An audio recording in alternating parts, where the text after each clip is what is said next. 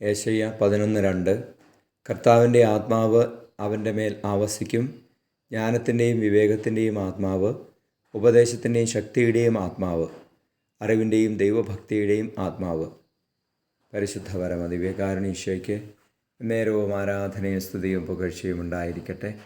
ഈശോയെ hallelujah, hallelujah, hallelujah.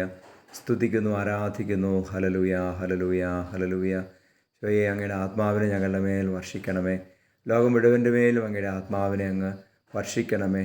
ജ്ഞാനത്താലും വിവേകത്താലും എല്ലാവരെയും, ഞങ്ങളെ ഓരോരുത്തരെയും, ലോകം മുഴുവനെയും, പ്രത്യേകിച്ച് ലോകത്തിൻ്റെ ഭരണാധികാരികളെയും അങ്ങ് നിറയ്ക്കണമേ എന്ന് പ്രാർത്ഥിക്കുന്നു. ആത്മാവിൻ്റെ ശക്തി ലോകത്തിൽ നിറയട്ടപ്പ.